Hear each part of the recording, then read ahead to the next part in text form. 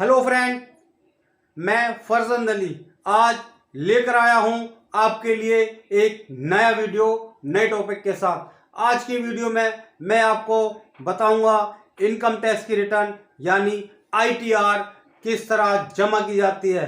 ITR जमा करने का क्या क्या तरीका है। आज का वीडियो है इनकम फ्रॉम बिजनेस और प्रोफेशन का। तो इस वीडियो में मैं आपको बताऊंगा जिन लोगों की इनकम फ्रॉम बिजनेस और प्रोफेशन से होती है वो इनकम टैक्स की रिटर्न कैसे जमा करते हैं। तो जिनकी इनकम बिजनेस और प्रोफेशन से होती है उनको फॉर्म नंबर 4 जमा करना होता है। तो वही फॉर्म नंबर 4 मैं आपको दिखा रहा हूं इस वीडियो में। मेरी वीडियो देखने से पहले आप मेरे channel tax help with Farzand Ali को सब्सक्राइब जरूर करिएगा और साथ में बेल आइकन यानी घंटी के निशान पर जरूर क्लिक कीजिएगा, जिससे कि आपको मेरी हर वीडियो की नोटिफिकेशन मिलती रहे और वो वीडियो आपको सबसे पहले देखने को मिले। तो आइए मैं दिखाता हूं अपनी वीडियो। हेलो फ्रेंड, सब्सक्राइब कीजिए मेरे YouTube channel tax help with Farzand Ali को, साथ में बेल आइकन पर क्लिक कीजिए जिससे कि मेरी वीडियो की नोटिफिकेशन आपको मिल सके और आपको मेरी वीडियो सबसे पहले देखने को मिले।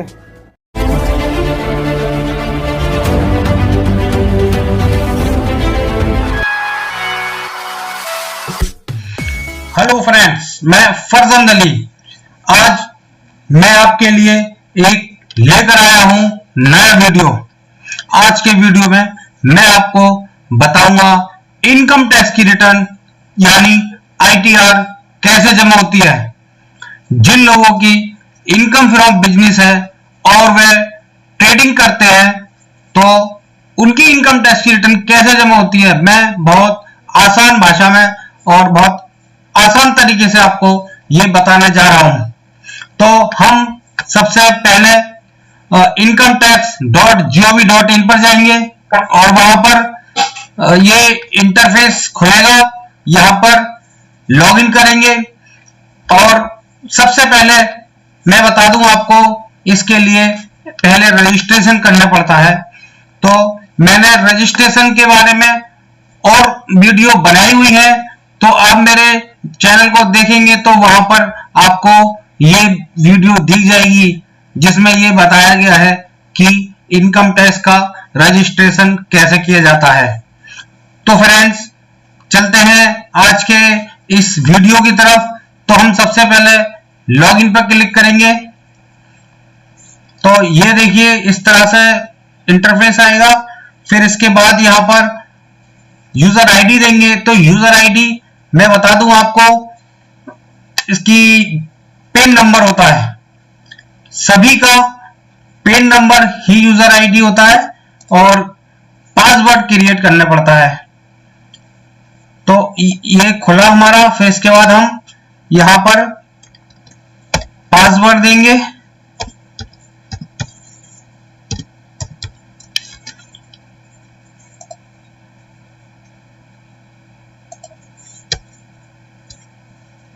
ये हमारा पासवर्ड गलत टाइप हो गया है।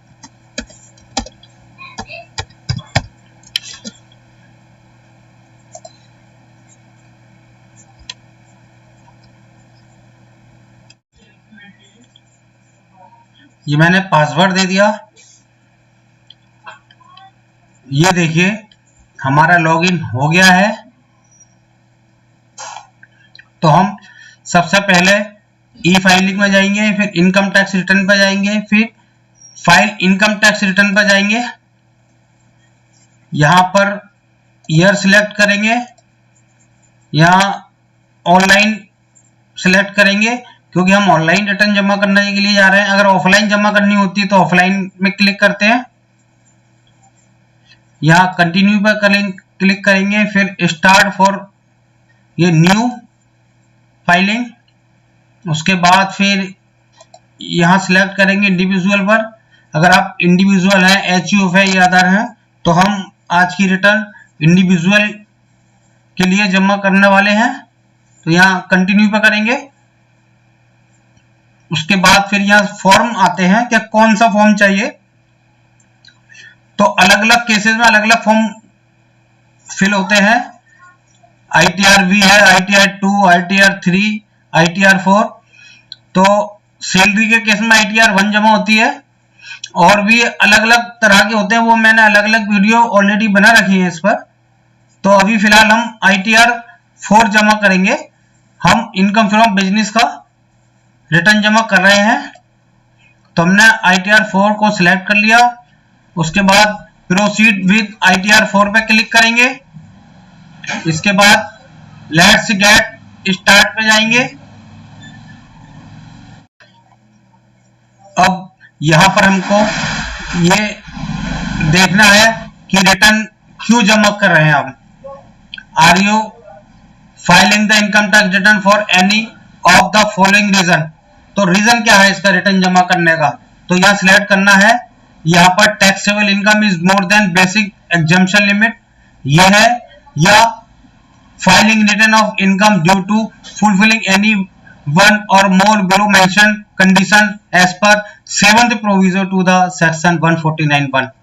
तो इसमें 3 कंडीशन दी गई है, जिसमें कि रिटर्न आपको इनकम टैक्स की रिटर्न यानी ITR मैंडेटरी है जमा करना।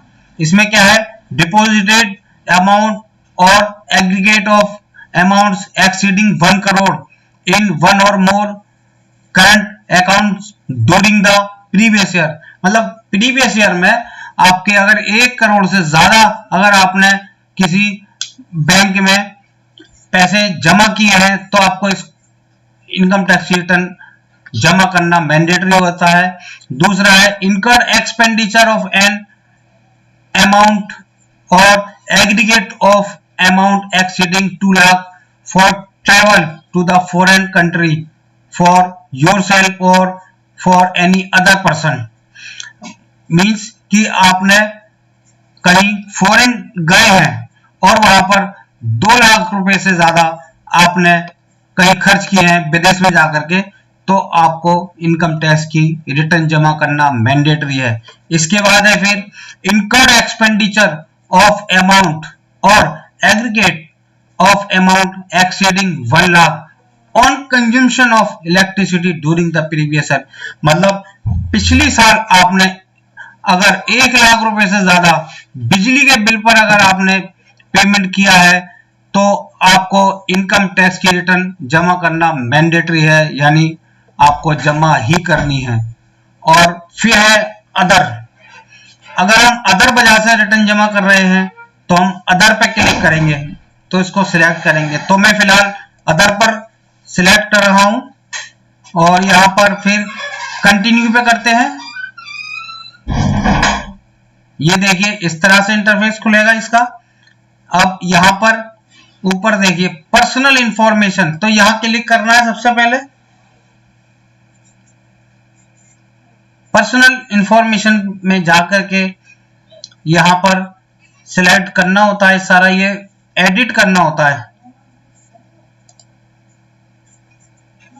तो यहां पर अपना कॉन्टेक्ट नंबर, ईमेल आईडी वगैरह डालना पड़ता है, तो हम इसको यहां डालेंगे। देखिए मैंने यह मोबाइल नंबर डाल दिया या ईमेल एड्रेस डाल दिया।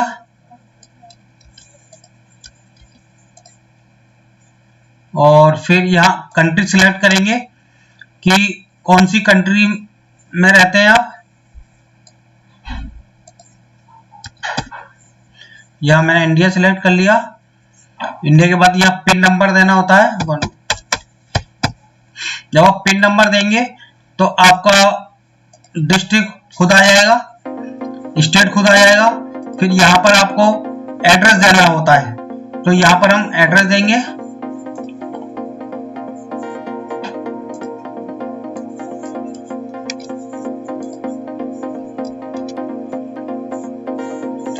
यहां देखिए मैं एड्रेस दे रहा हूं।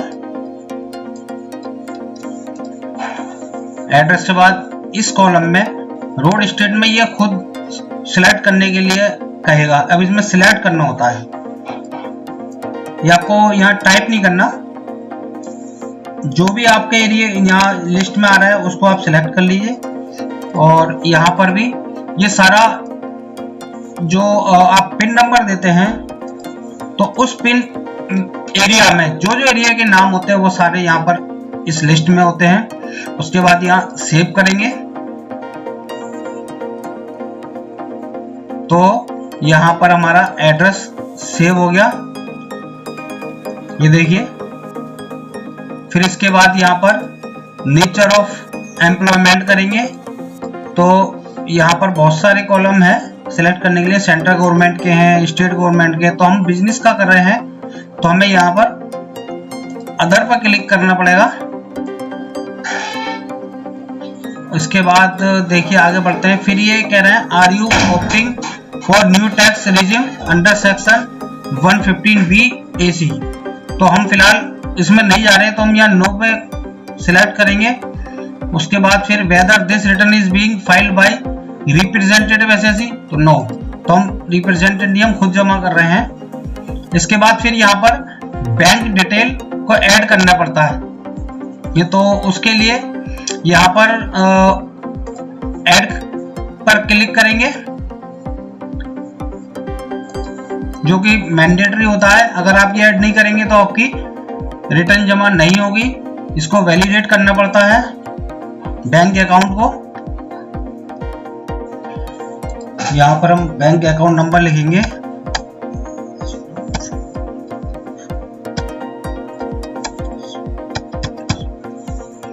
यहाँ पर फिर दोबारा से वही अकाउंट नंबर डालेंगे, फिर वो कंफर्म होगा।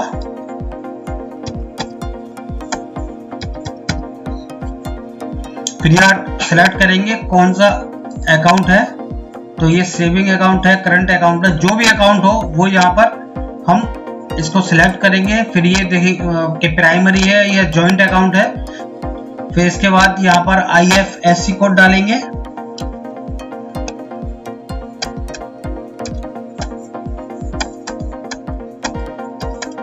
ये मैंने यहाँ पर IFS कोड डाल दिया। तो ये देखिए बैंक का नेम और ब्रांच ये खुद में खुद आ गया। और फिर इसको हम यहाँ वैलिडेट करेंगे। तो your request for validation bank account has been submitted, the validation process is in process and the status will be updated shortly. तो अब ये मैंने यहाँ से कर दिया है, तो थोड़ी देर के बाद फिर ये यहाँ पर आ जाएगा कि ये वैलिडेट हो गया है या नहीं हुआ है। तो ये देखिए ऐड हो गया है, लेकिन वैलिडेट हुआ है या नहीं हुआ, इसके लिए हम यहाँ क्लिक करेंगे। तो यह वैलिडेशन इज इन प्रोसेस, तो अभी वैलिडेट नहीं हुआ है, तो वैलिडेट हो जाएगा। उसके बाद फिर ये हम इसको आगे प्रोसेस करेंगे। तो फिलहाल हम फिर इसको आगे बढ़ते हैं, यहाँ पर कंफर्म करते हैं इसको। यहाँ कंफर्म कर दिया हमने। फिर इसके बाद हम ग्रॉस टोटल इनकम में जाएंगे।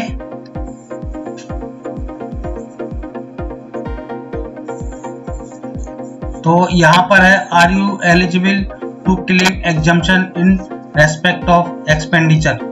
तो ये सारे कॉलम हैं, ये सारे सैलरी से रिलेटेड है, इसलिए मैं शॉर्टकट में आपको बता देता हूँ। ये यहाँ पर नो करिए, क्योंकि आप बिजनेस की रिटर्न जमा कर रहे हैं।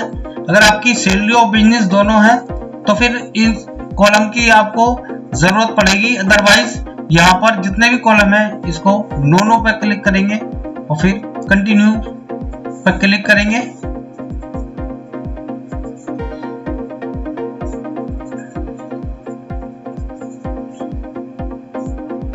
तो ये हमने इनकम फ्रॉम सैलरी का जो भी कॉलम था उसको कर दिया है। अब वो इनकम, अगर हमारी house income from house property है तो हम यहाँ पर क्लिक करेंगे। यहाँ पर ऐड लिखा हुआ है, add edit detail of breakup. अगर आपको इनकम फ्रॉम हाउस प्रॉपर्टी नहीं है तो इसको छोड़ देंगे। अभी हम रिटर्न जमा कर रहे हैं बिजनेस और प्रोफेशन की, तो हम यहाँ पर अपनी जो डिटेल है वो ऐड करेंगे। यहाँ पर बिजनेस का नेम डालेंगे और यहाँ सिलेक्ट करेंगे कि आपका बिजनेस किस नेचर का है, क्या बिजनेस है आपका। तो ये देखिए बहुत सारे कॉलम दिए हुए हैं, ये देखिए इसमें सेलेक्ट करने पड़ेंगे आपको जो भी आप बिजनेस करते हैं।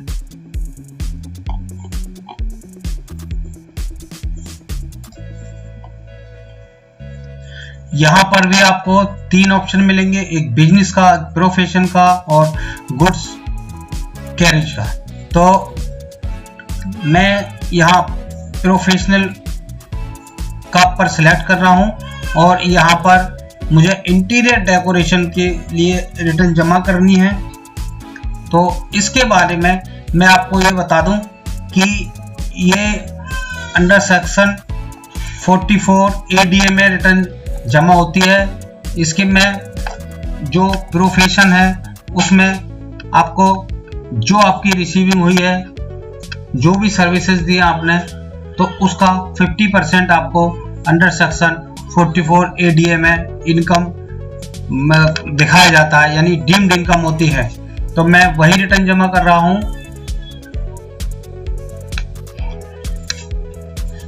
यहाँ पर नेम ऑफ बिजनेस लिखा हुआ है, इसके नीचे जो फर्म का नेम है वो देंगे और फिर ये सिलेक्ट कर लिया था मैंने।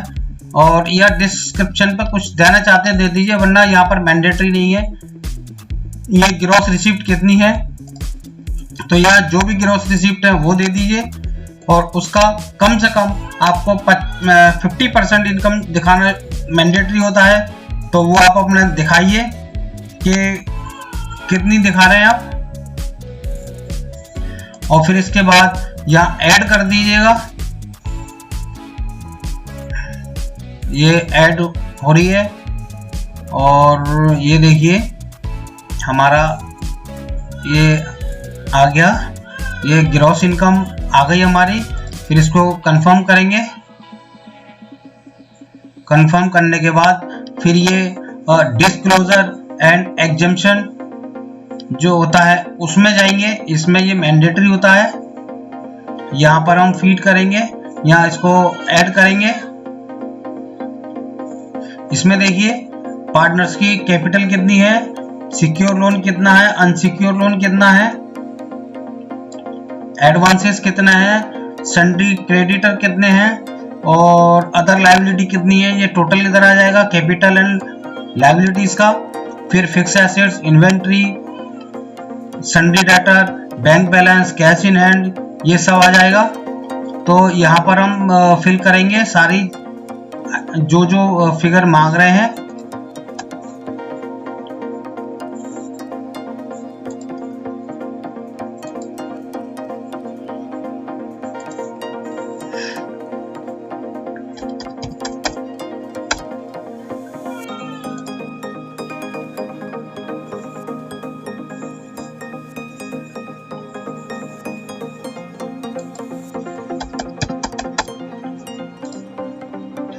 ये मैंने फिल कर दी।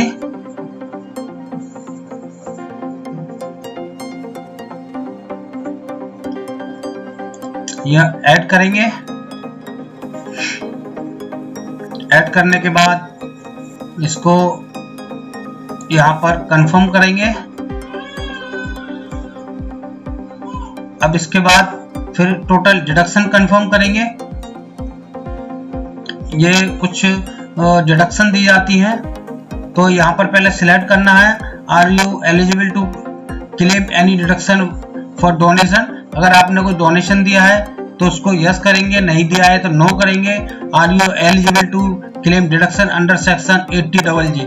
अगर आपने 80GG के में डिडक्शन के लिए अप्लाई अगर करना है तो यहाँ पर यस वरना नो। तो 80GG क्या होता है, वो जो आप रहते हैं उस घर का अगर रेंट देते हैं तो उसका डिडक्शन अंडर सेक्शन 80G में मिलता है। इसके बाद अंडर सेक्शन 80C, तो अंडर सेक्शन 80C में डिडक्शन मिलता है जो इन्वेस्टमेंट वगैरह लोग करते हैं, उसका मैक्सिमम 1.5 लाख रुपए तक का इसमें डिडक्शन मिलता है। तो अगर वो डिडक्शन के एलिजिबल हैं तो यस करिए वरना नो कीजिए। और फिर इसके बाद are you eligible to claim deduction under section 80CC contribution to pension scheme of central government by employer.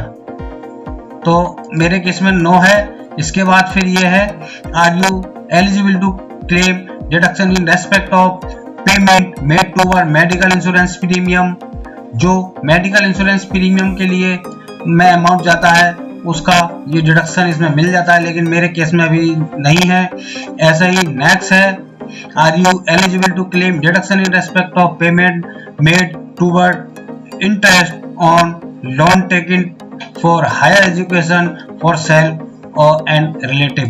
तो जो लोन लेते हैं हायर एजुकेशन के लिए उसमें डिडक्शन मिलती है, अगर वो नहीं है एलिजिबल तो नो करेंगे। इसके अलावा और भी बहुत सारी डिडक्शन है, इसके लिए मैंने एक अलग से वीडियो बनाई हुई है कि किस सेक्शन में कितना अमाउंट मिलता है और उसकी एलिजिबिलिटी कब बनती है। उसके लिए आप मेरी वीडियो देख सकते हैं, उसमें मैंने सब कुछ दिखा रखा है। तो अब यहाँ पर और बहुत सारी डिडक्शन है, ये देखना पड़ेगा आपको। Payment in respect of pension fund, ये 80CC contribution to pension scheme. तो यहाँ पर अगर आप कुछ एलिजिबल है तो यहाँ पर आप क्लिक करेंगे तो देखिए जैसे यहाँ क्लिक किया तो यहाँ पर अमाउंट आप फिल करेंगे।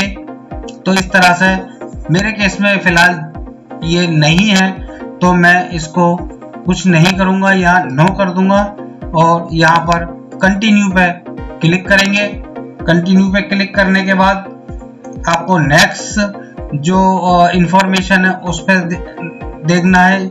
यहाँ पर 80D का अलग से कॉलम दिया हुआ है जो पहले नहीं दिया हुआ था। अब इस बार जो नई रिटर्न आई है इसमें अलग से कॉलम बना हुआ है। इसके बाद यहाँ पर आप कंफर्म करिए। कंफर्म करने के बाद फिर देखिए इस तरह से यहाँ पर आएगा और फिर इसके बाद आपको यहाँ पर टैक्स पेड, तो टैक्स पेड में आपको फिल करना है कि आपने कितना टैक्स दिया हुआ है, एडवांस टैक्स कितना है या सेल्फ असेसमेंट टैक्स कितना है, या किसी ने आपका TDS काटा है वो कितना TDS आपका काटा है, किस सेक्शन में काटा है। जैसे इसमें दिया detail of tax deducted at sources, तो जो सैलरी से रिलेटेड TDS करता है तो वो यहाँ पर इस कॉलम में शो हो रहा होता है। और अगर इसके अलावा कोई और TDS होता है अदर देन सैलरी का तो इस कॉलम में दिया जाता है। अगर आपका TDS पहले से कटा है तो उसमें पहले से ही शो हो रहा होगा।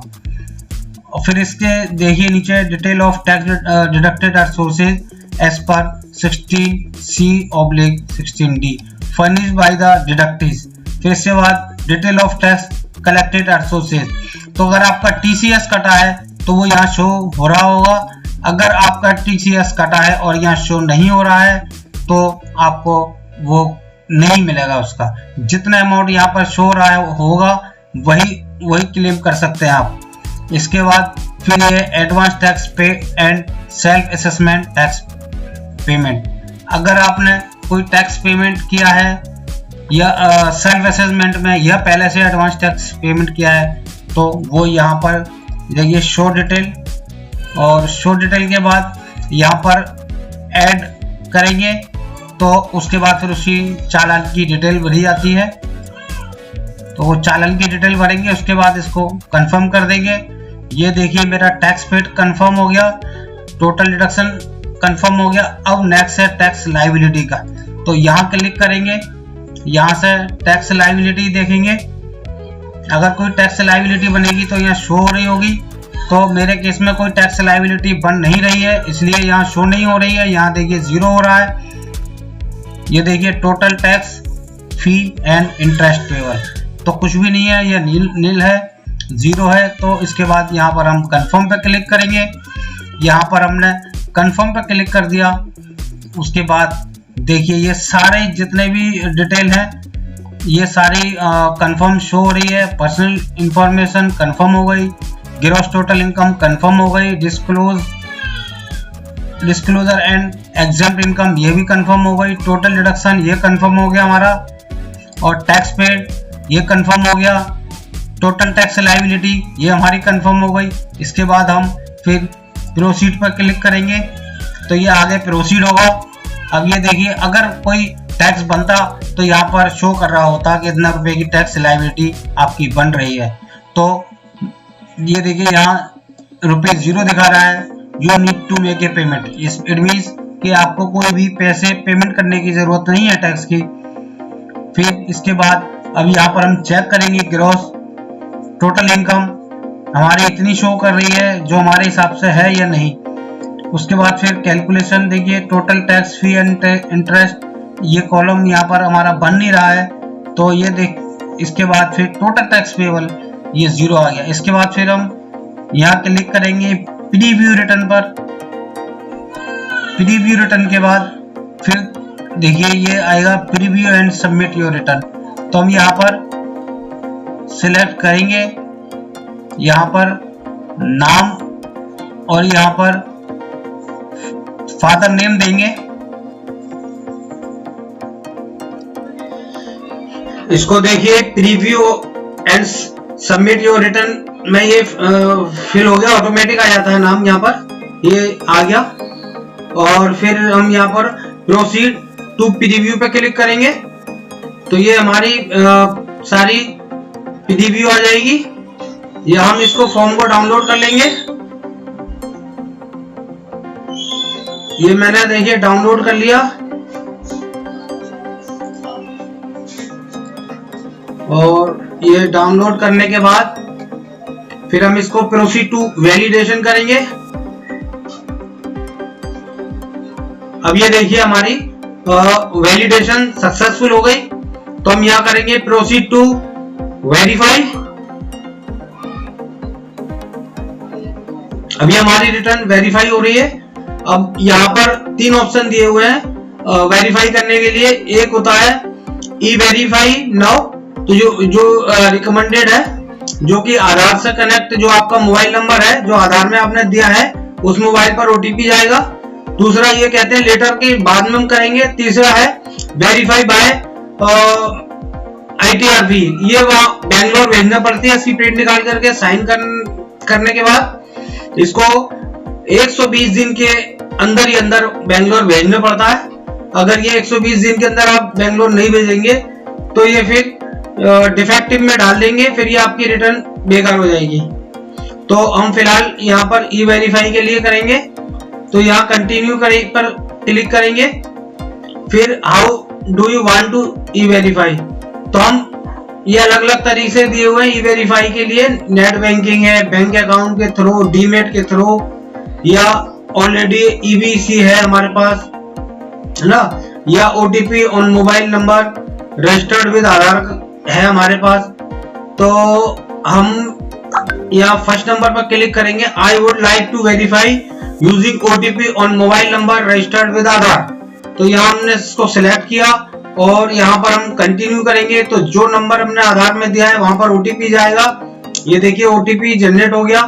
तो यहाँ पर अब हमें OTP देना है। अब हम यहाँ पर OTP देंगे।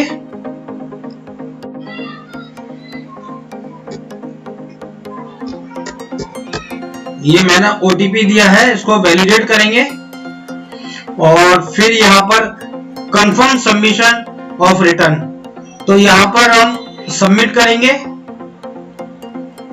तो देखिए you have successfully filed and verified your return, means हमारी रिटर्न फाइल हो गई और उसका वेरिफिकेशन भी हो गया है। तो अब हम इसका एक्नॉलेजमेंट निकालने के लिए डाउनलोड फॉर्म पे क्लिक करेंगे।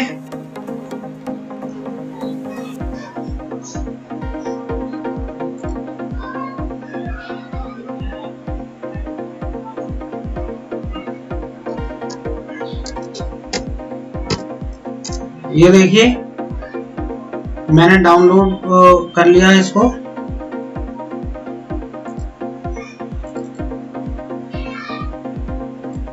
अब मैंने इसको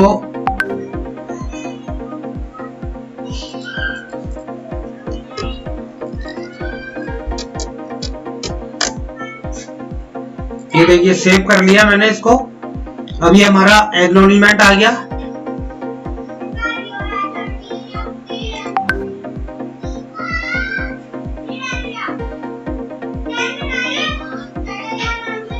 ये देखिए ये हमारी इनकम टैक्स की रिटर्न जमा हो गई और ये हमें एक्नॉलेजमेंट भी मिल गया है।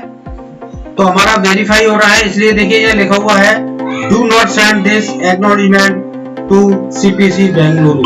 तो ये यहाँ पर आपको भेजने की जरूरत नहीं है इसको। और ये आपकी फाइनल रिपोर्ट रिटर्न आपकी जमा हो गई है।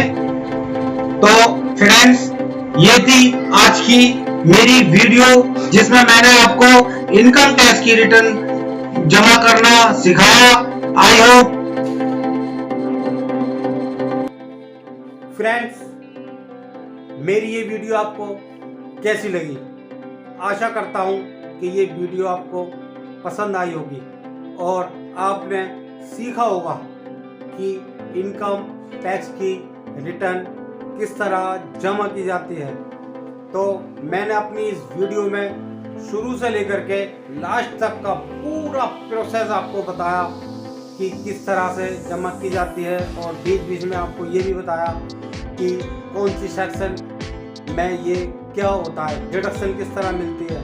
तो आपको ये वीडियो बिल्कुल पसंद ही आई होगी, मुझे ऐसा भरोसा है। तो अगर आपको ये मेरी वीडियो पसंद आई हो तो आप मेरी इस वीडियो को ज़्यादा से ज़्यादा अपने रिलेटिव फ्रेंड्स वगैरह में इसको शेयर कीजिएगा। और अगर आपने मेरे YouTube channel tax help with Farzand Ali को अभी तक सब्सक्राइब नहीं किया है तो आप मेरे चैनल को सब्सक्राइब कर लीजिएगा और साथ में बेल आइकन पर क्लिक ज़रूर कीजिएगा जिससे कि मेरी वीडियो की नोटिफिकेशन आपको मिलती रहे और आप सबसे पहले मेरी वीडियो को देखें। तो फ्रेंड्स अब मिलते हैं अगली वीडियो में, तब तक के लिए नमस्कार, बाय।